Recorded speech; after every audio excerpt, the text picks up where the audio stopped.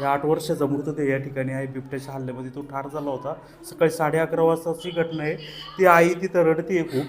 वडील आहेत आणि बहीण पण आहे. मला त्यांची मुलाखत घेऊशी वाटत नाही, परंतु हे वनमंत्र्यापर्यंत, सरकारपर्यंत हा विषय गेला पाहिजे म्हणून मला सुद्धा नाईलाजाने. दादा, तुमचं नाव सांगा. बाबू नारायण काकडे, गाव कोणतं? तालुका रोहा, जिल्हा रायगड. अच्छा, काय करता तुम्ही तिकडं? इकडे आम्ही कांदे काढायला आलतो मजुरीला. किती रुपये रोज मिळतो? 300 रुपये रोजाने. 300 रुपये रोजाने. हा. आणि तुम्ही अजून कोण आलो होतं इथं? इथं आम्ही, माझी बहीण, भाऊजी, असे 2 बिराड आलेलो इकडे आम्ही कामाला बरं. रोजाने. आणि मुलाचं नाव काय होतं?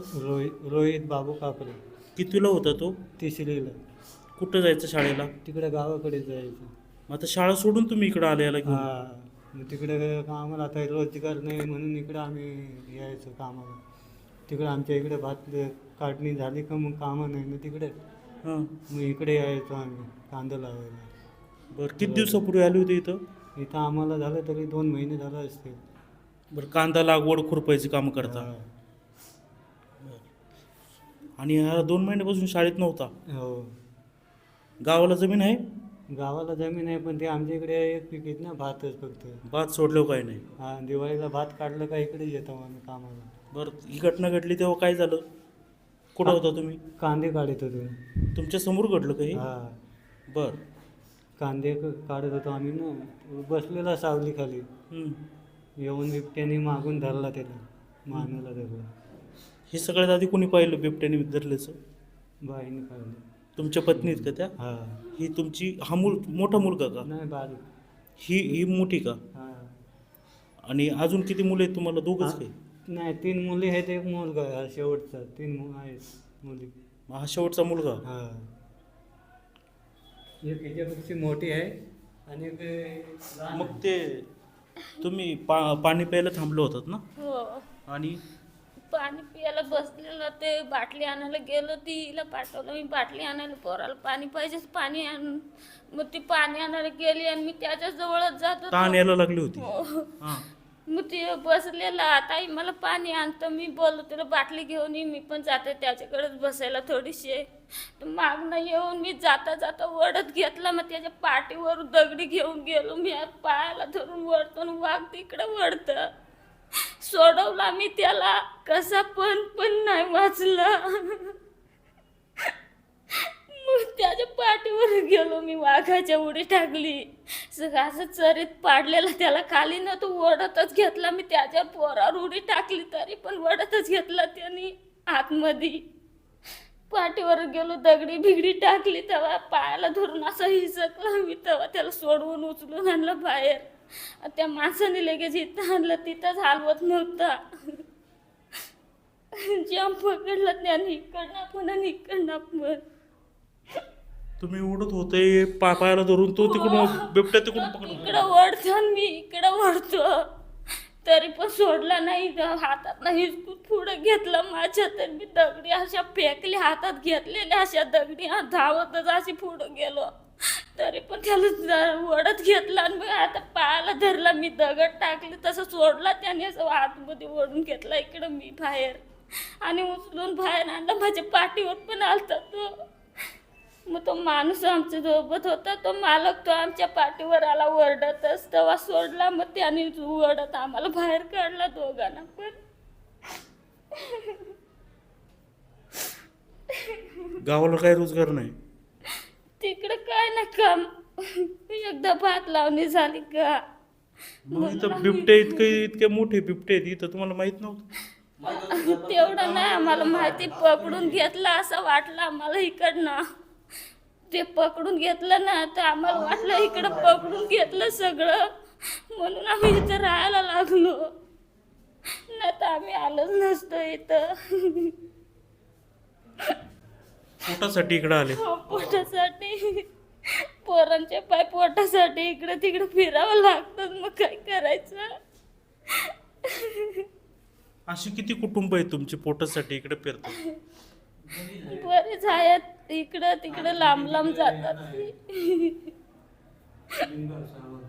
सरकारकडे काय मागणी कराल? सरकारकडे काय मागणी करायची?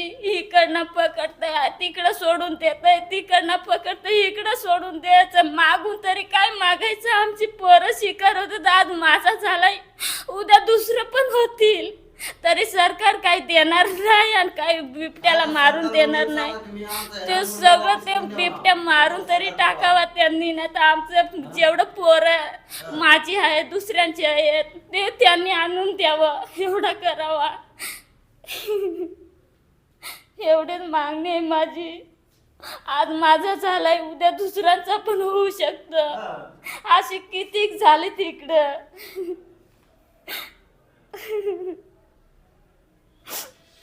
खूप दुर्दैवी अशी घटना आहे आणि बिबट्याची ती गंभीरता लक्षात येते का ती आई पाय धरून ओढत होती आणि बिबट्या मानेला धरून ओढत होता. कसं बसं त्या आईनी हे ओढ ते वाचवलं मुलगा. हे सगळं हे सांडलंय ना, हे सगळं रक्त आहे. सकाळी 11:30 वाजता घटना घडली. इकडं हा जो पूर्व जुन्नर तालुक्याच्या पूर्व भागात लवकर कांदा लागवड होते आणि त्याची काढणीसाठी ही लोक आली होती रोहा तालुक्यातून जो रायगडला आहे. तिकडं भात काढल्याच्या नंतर खायला काही नाही आणि आदिवासी गोरगरीब कुटुंब आहे आणि जगण्यासाठी ते इकडं आलेत आणि आज ज्याच्यासाठी ते जगत होते, कष्ट करत होते, त्या मुलाचा असा दुर्दैवी अंत झालाय डोळ्यासमोर. त्या आईच्या 8वीला असलेला हा त्या मुलाचं शिक्षण सोडून जगवण्यासाठी स्वतःच्या पोटासाठी इकडपर्यंत आले आणि आज अशी परिस्थिती ओढवलेली आहे.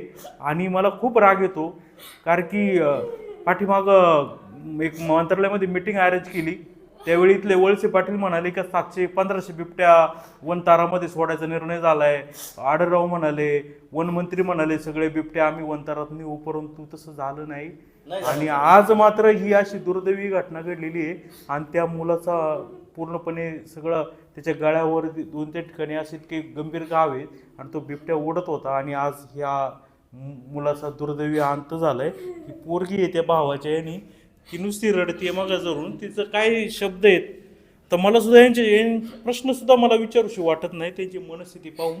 तर वनमंत्री साहेब जरा भानावर या तुम्ही आणि निर्णय घ्या. तुम्ही शेळ्या इकडं सोडण्यापेक्षा जंगलामध्ये, हे बिबटे जंगलात नाही राहत, हे बिबटे ऊसामध्ये राहतात, हे बिबटे मारून टाका किंवा काही करा, कोणत्या देशाला दान करा, परंतु तुम्ही निर्णय योग्य घ्या. आता बाहेर इतका तांडव चालू आहे आणि माझी अशी विनंती आहे का हे शेतमजूर कुटुंब आहे, त्याचा मुलगा मृत्यू झाला म्हणून आपल्या तालुक्याने शांत नाही बसायला पाहिजे आणि पेटून उठायला पाहिजे. तर काय आणखी विचारू याला? आता काय आहे पुढं पुढं काय काय सांगू आता पुढं मी? आता माझा काय पोरगा काही वाटणार नाही. बोलून तरी काय फायदा? कुणाला हाक मारायची, कुणाकडे बोलायचं? आता कुणाला सांगू तरी का आमचं का पोरगा परत येणार नाही? किती सांगितलं तरी ते इकडनं तिकडं, तिकडनं इकडं सोडता येते. कुठं आम्ही राहायचं तरी कुठं? आणि काय खाऊन राहायचा?